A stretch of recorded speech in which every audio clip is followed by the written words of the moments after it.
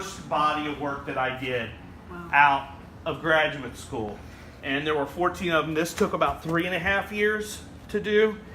This one, they're all based on tall tales and legends and truths. A lot of them are true. Most of them are true. From my hometown that I heard about or experienced growing up. This is called High Water Hog Blues.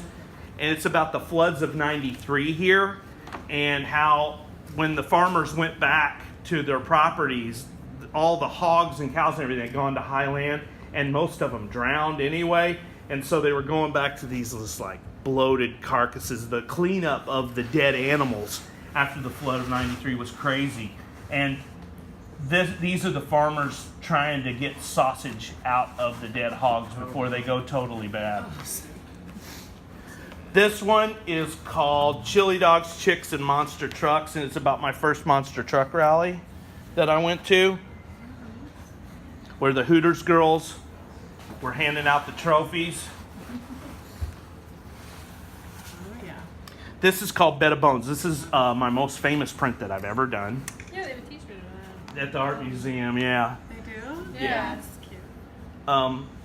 So Freddie and Helen Weisler were a German couple that lived in a shack in the foothills of the Ozarks, and they spoke no English.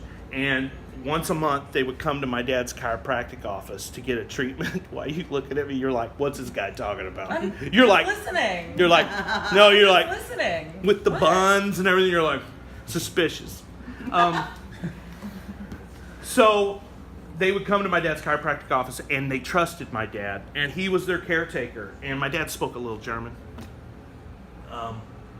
And I remember when they would come into the office, my dad would treat them, they would go to my dad's office, and they would try to go to a restaurant in town.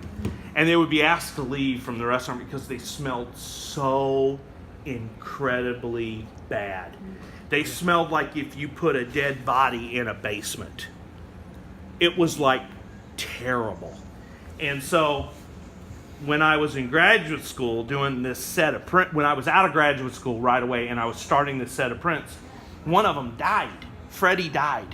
And they lived in such a remote area of the foothills that they had the sheriffs had to get there on horseback.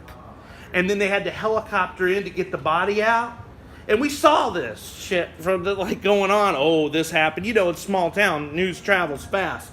And when they got to their home, they realized that for 30 years, they had just kept all the carcasses of all their dead animals. Wow. Some were under their bed, and they had made sculptures out of feces combined with bones of the dead dogs and stuff. And I'm like hearing this, and I'm like, fuck, I'm going to make a print about that in 2 weeks in August. And so here you have Freddie and Helen Weisler. Wow. It's called Bed of Bones.